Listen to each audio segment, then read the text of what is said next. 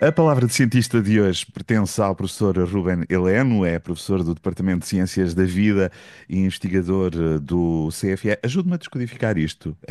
O Centro de Centro de Ecologia Funcional. e do Laboratório Associado Terra. E hoje é aqui porta-voz, de algum modo, de uma equipa que publicou recentemente na revista Nature um estudo sobre o impacto oculto das atividades humanas na natureza. Professor Ruben Heleno, estamos muito habituados, não sei se teremos que estar mais ainda habituados a ouvir muitas notícias sobre o impacto das atividades humanas no planeta, no clima, em variadas áreas. Agora, o impacto oculto, se calhar, é uma área um bocadinho surpreendente para o chamado cidadão comum, não é?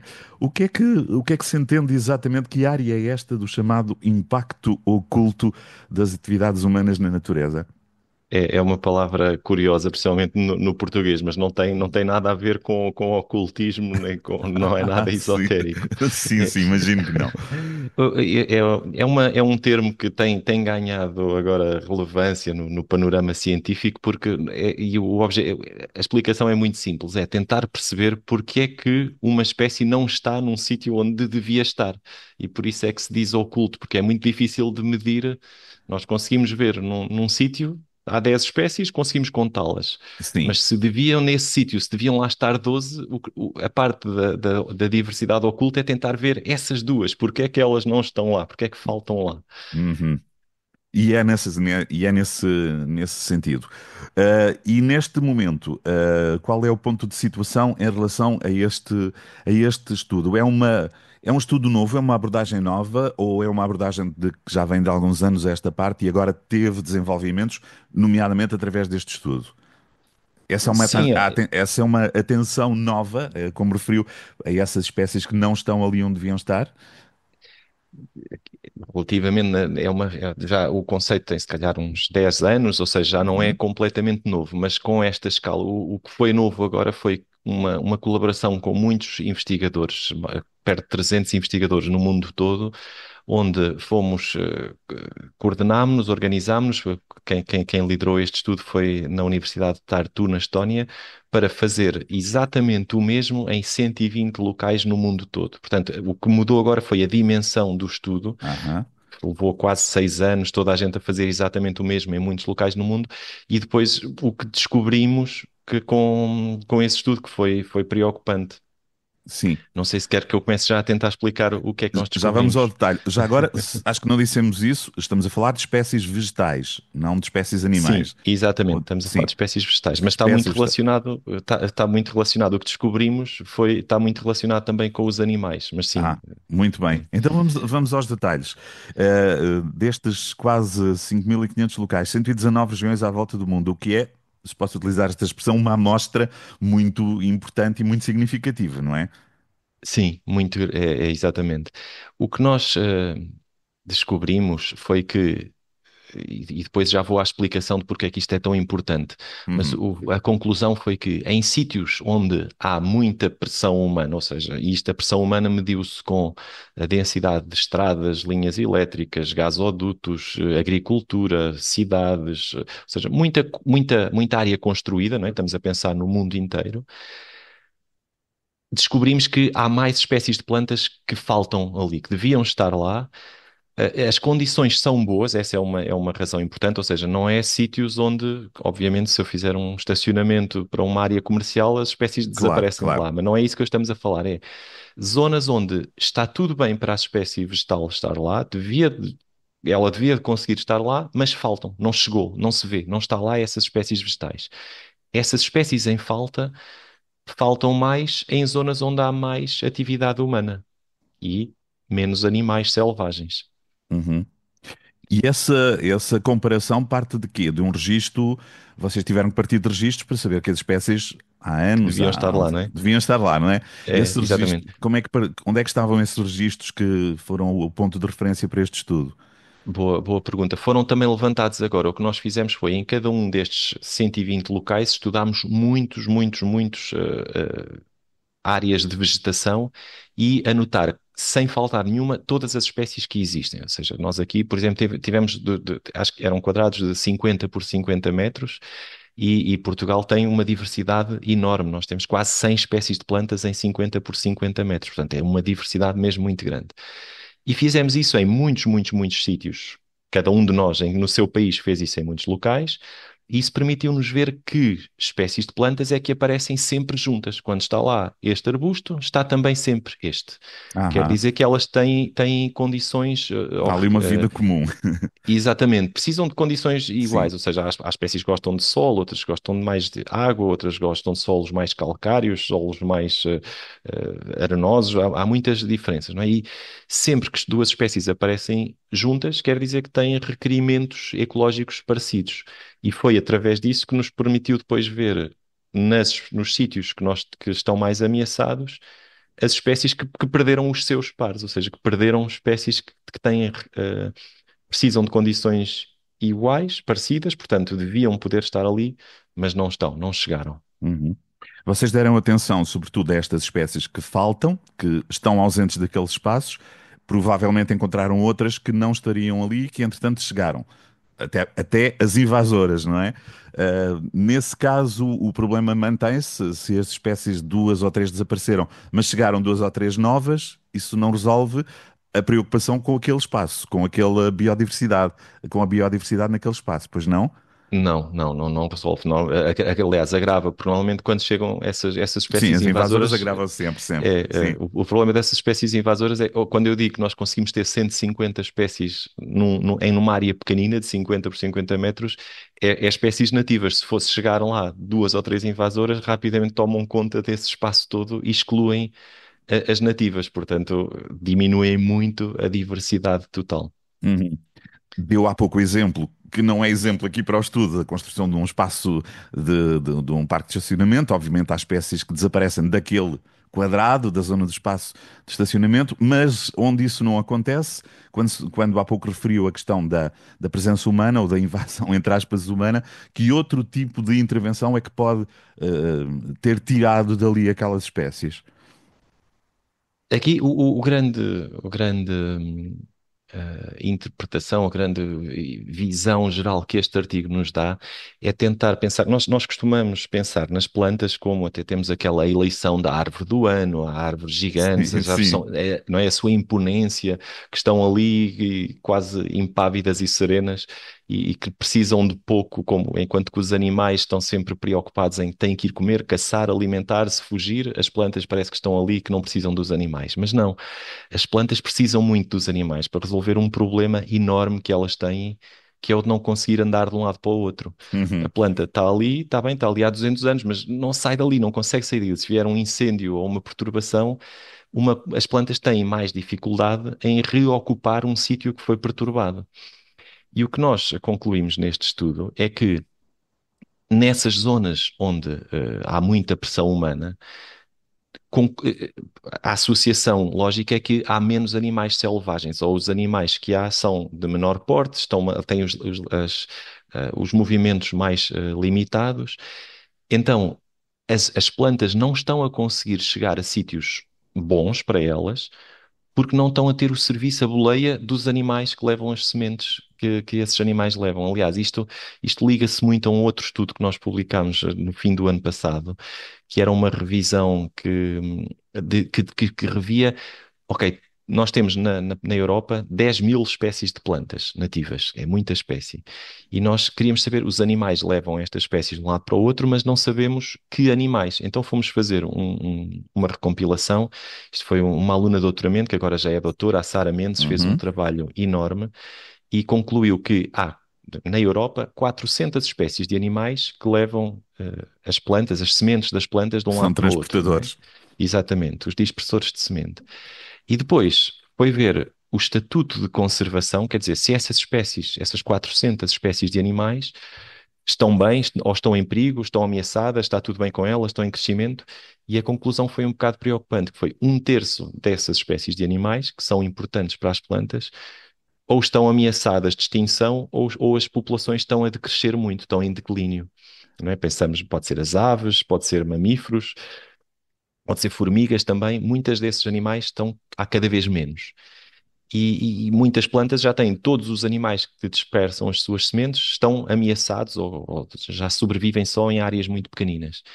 Portanto, isso dava-nos a preocupação. O que este estudo agora da diversidade escura nos mostra é que é mais do que uma preocupação, mas já conseguimos mesmo ver o efeito prático, ou seja, como não temos as populações de animais que dispersaram as plantas durante milhares, milhões de anos, Uhum. estão em declínio e por isso as plantas estão com dificuldade de chegar a sítios onde poderiam viver tranquilas se chegassem lá, mas não conseguem chegar porque já perdemos os animais que as levavam. Claro, percebo isso. Entretanto, o Ruben deu aí um outro conceito, falou num outro conceito, da diversidade escura. Aqui no fluir da conversa, não sei se já tínhamos falado dele, mas está mais ou menos implícito. É a diversidade da, ou seja, o Não, é mesmo, é conjunto, escura ou oculta, depende ou da oculto, tradução. exatamente. É O exatamente, conjunto, aquela diversidade, ou seja, aquele catálogo de plantas que não existem, as tais que não existem, que deviam estar exatamente, ali. é a mesma coisa, sim. E é a diversidade escura que está a aumentar neste momento e que vos preocupa. Sim. Quando vocês olharam para estas 119 regiões à volta do mundo, eh, o olhar é comum ou há especificidades, há zonas mais preocupantes? O mapa destas 119 regiões onde está esta diversidade escura tem zonas mais escuras ainda do que em alguns locais do que noutros? E onde é que está Portugal no meio deste mapa? Sim, bem, a análise de país a país não dá para fazer, Portugal não dá para fazer, porque nós ou seja, só testamos as espécies Sim. que faltavam num local, aqui perto de Ah, sim, Coimbra, sim, com os sim, outros à sim. volta de comparação. Mas é uma pergunta interessante porque sim, ou seja, esta tendência de que áreas com maior pressão humana, faltam lá mais espécies de plantas, têm maior diversidade oculta ou escura, também se vê ao nível dos continentes e não era grande surpresa pensar que a Europa, como tem uma ocupação humana, uma pressão humana tão antiga e tão densa no território, é o continente que tem maior diversidade escura exatamente por isso. Tem menos animais selvagens, já não há migrações de grandes mamíferos na Europa, por exemplo, não é? Como temos na América do Sul ou na África. Uhum. E esses, não havendo grandes manadas ou grandes migrações de aves a levar as sementes de um lado para o outro, as plantas também ficam com maior dificuldade de ir de um lado para o outro. Claro, claro. O Ruben explicou há pouco que a questão tem a ver aqui diretamente também com a existência destes animais selvagens, os tais transportadores de sementes. Aqui há uma relação nos dois sentidos, porque se estas espécies desaparecem, isso também tem implicação nas espécies animais, não é? É exatamente, muito, muito bem observadas. As plantas precisam dos Uhum. animais para as levarem de um lado para o outro. E depois, quando as plantas chegam, obviamente vão definir a vegetação de um local e isso vai voltar a afetar os animais, não só os que levam as sementes, mas todos, os insetos, dependem dos animais. Por isso é que é tão importante, quando nós protegemos um sítio, não faz sentido pensar que ok, vamos proteger aqui só o lince, ou vamos proteger aqui só o sobreiro, ou vamos proteger aqui só. Nós temos que. E todas as espécies dependem umas das outras, e mexendo numa peça, afetamos as outras espécies à volta dessa peça, as que precisam delas. Portanto, é muito importante pensarmos em como é que podemos proteger habitats inteiros, ou ecossistemas inteiros, florestas inteiras, que funcionem e que tenham lugar e espaço para todos os animais e as plantas e os insetos e os fungos e as bactérias e que fazem o sistema funcionar. Uhum. No caso do nosso país, como há pouco referiu, suponho que o número são cerca de 34 locais, não é? Na zona centro do país. Sim. De que tipo de espécies é que estamos aqui a falar nestes 34 locais? Espécies de pequeno porte, espécies maiores? Pode dar-nos uma ideia do que é que. E até daquelas que estão em maior número no que diz respeito à sua presença, à falta da sua presença. Sim, a falta é difícil de associar porque isto é tudo com probabilidades, Sim, não é claro, claro. exatamente aqui falta esta espécie, mas, ou seja, as espécies que nós vimos são espécies nativas, selvagens, silvestres, portanto não são espécies agrícolas, e nem plantas plantadas, portanto excluímos sítios plantados, Sim, mas de sim, resto sim, é sim. A tudo o que questão era se existe são no. pequenos, são árvores, são arbustos, são Há de tudo, espécies de inclui pequenos tudo. porte. Sim, É sim. tudo, é desde herbáceas, arbustos e árvores de pequeno porte, ou seja, é os medronheiros, os pilreteiros, os carvalhos todos, as carvalhiças, Uhum.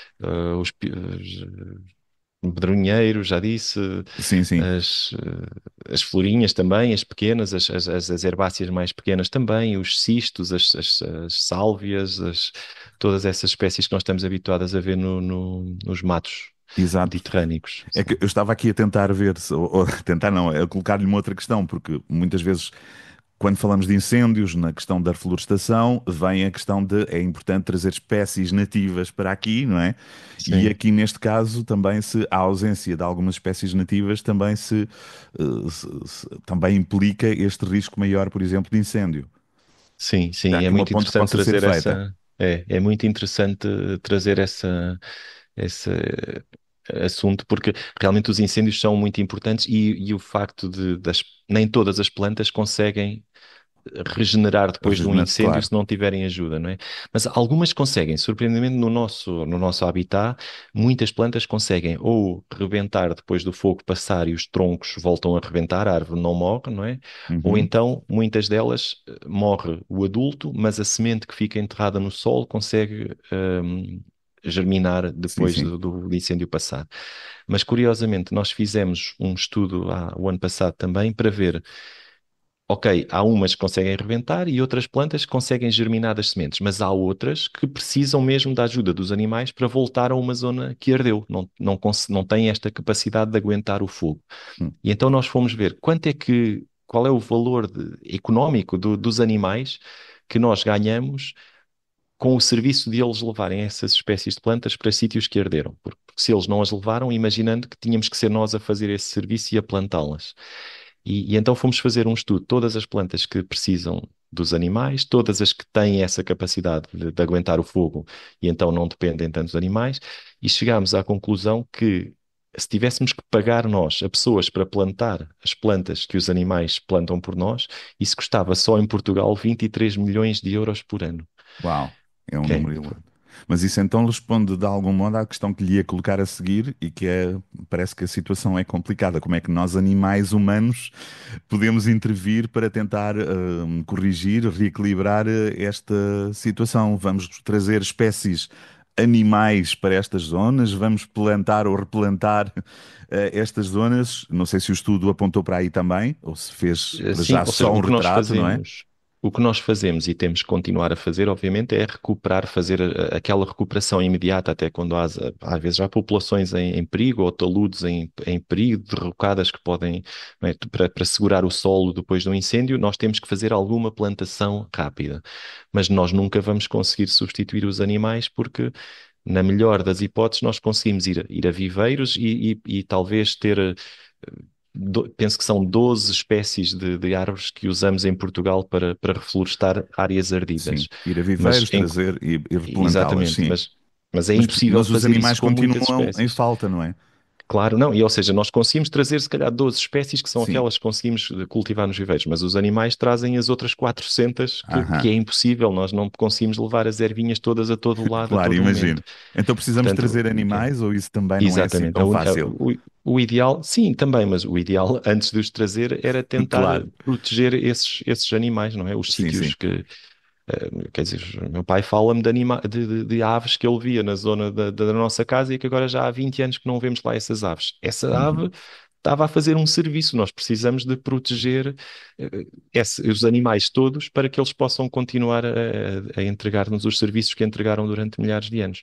E Sim. sim, em alguns casos também, recuperar populações animais também, sim. Uhum. E as aves são de facto transportadores bem importantes e Sim, bem sim. interessantes.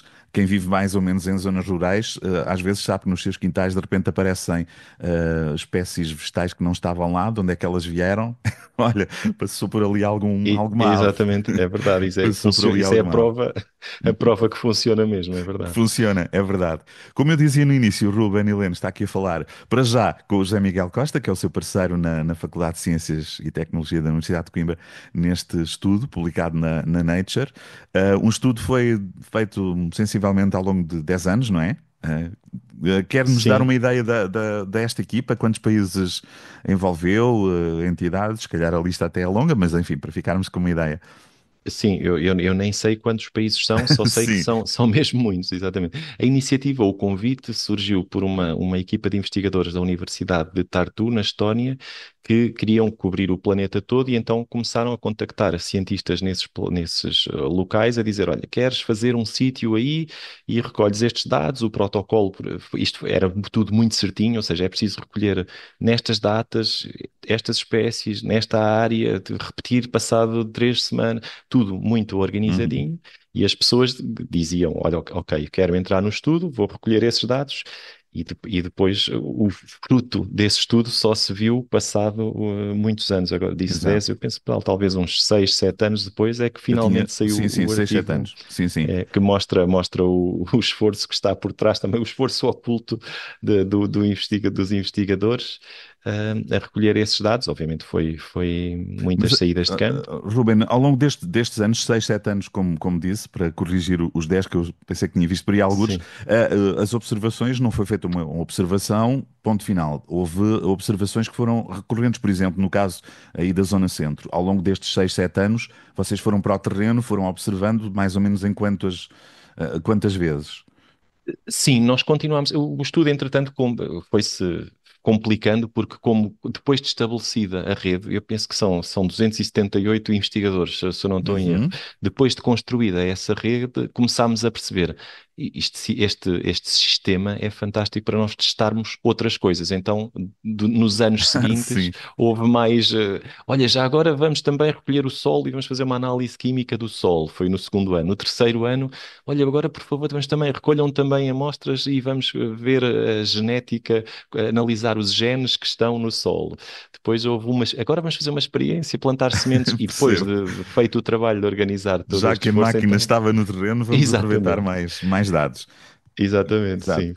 E agora este estudo fecha aqui, termina aqui, os resultados obtidos até agora estão publicados, ou o estudo continua no terreno? Há que continuar a olhar para estes territórios e ver o que é que está a acontecer no que diz respeito à evolução ou involução. É, não, vai continuar, felizmente. Ou seja, este Uhum. foi o primeiro estudo que saiu do esforço grande das tais 278 investigadores. Agora, temos a rede montada e vamos continuar a tentar explorar outros resultados com mais focados em alguns aspectos particulares, a germinação das sementes, como eu lhe estava a dizer, o solo, a genética, mas vamos continuar a usar a rede porque achamos que é muito útil para continuar a explorar outras Aham. perguntas. E ao longo, e Esta ao longo, pergunta já sim, está, já, obviamente, esta mas está, outras, sim, respondo, outras exatamente. virão. E ao longo deste tempo, algumas destas zonas sofreram intervenção e já no sentido de corrigir esta diversidade escura, algumas delas sofreram intervenção e o estudo acabou por perceber se essa intervenção estava a ser eficaz ou não. Uh, a ideia original, que quando nós escolhemos os sítios, foi: olha, tentem escolher sítios que não vão ser alterados, não vão ser Sim, sim, sim. afetados. E foi o que nós tentámos fazer. Inf- Curiosamente, o nosso local de Portugal, quer dizer, nós tínhamos 34 locais onde fomos só mostrar as plantas que existiam, mas não seguimos a longo prazo. Mas tínhamos dois locais que seguíamos mais a longo prazo. E o local mais pristino, mais protegido, o nosso local de referência, agora é uma vinha. Foi plantada uma vinha porque era um local, era um local que infelizmente não era nosso. Nós estávamos só a fazer a investigação lá e teve uma licença, um aprovamento e portanto, o nosso local mais nativo neste caso foi, não vou dizer destruído, mas Sim, foi sim. redirecionado para ter uma plantação, sim. Mas nesse caso foi destruído, mas não houve Pois. algum que tivesse tido uma ação de recuperação, de plantação de Não, espécies, não, que não. vocês pudessem perceber, temos aqui um exemplo que é pequenino, é pontual, mas pode resultar. Pois. Não Não, foram o por aí. objetivo aqui Sim, não sim, era não fazer era uma esse. ação, não era esse. O ideal era vamos marcar sítios e eles ficaram marcados em todo o mundo, todos os sítios ficaram marcados com estacas de metal enterradas no chão para poderem ser detectadas daqui a muitos anos, daqui a 50 anos, podemos voltar a estes sítios e Uhum. ver o que é que aconteceu nestes, não é? Como são muitos locais, temos potencial daqui a 20 anos de ver como é que mudou todo este panorama no globo e estão marcados para isso, mas Muito a bem. ideia não era nós intervirmos, não. Bom, muito obrigado, Ruben. E para terminar, eu costumo sempre referir isto porque é importante. Se o estudo foi publicado na revista de referência prestigiada Nature, já é uma validação dos vossos pares da comunidade científica internacional, não é? Já é uma validação importante. Outras acontecerão, ou já aconteceram também, da importância deste vosso estudo. Não sei se ainda a publicação é relativamente recente ou não, no facto, em relação ao retorno, ao feedback que vocês já possam ter recebido de quem viu este estudo, quem teve acesso a ele. Já receberam notas, perguntas, dúvidas, questões novas? Qual é o ponto de situação nesta altura, depois da publicação na Nature? Sim, então, ou seja, tivemos um feedback muito bom, porque também o facto de serem muitos investigadores, obviamente teve notícias, teve repercussão mundial, porque todas as pessoas fizeram um bocadinho de divulgação e foi um Uhum. estudo que nós muito rapidamente quase nos assustámos com a quantidade de pessoas a ver, a ler o nosso artigo, que é sempre Isso um é bom. orgulho grande. Isso é bom. Neste caso, como as notícias não são as melhores, não podemos ficar muito contentes, Claro, porque, quer claro. dizer, não é? A conclusão é que já se conseguem ver problemas e que esta corrente que distribui a diversidade está a abrandar. Portanto, a notícia não é muito agradável, Não é agradável, mas mas é importante que seja dada, não é? e sim, Obviamente. naturalmente que sabe que é bom, é o reconhecimento de que o estudo foi bem feito, ter esta recepção pela comunidade científica, claro. Muito bem. Rubén Heleno, obrigado pela conversa. Fica aqui mais um momento de divulgação. Está Obrigado bem. então. Obrigado. Obrigado, bom dia.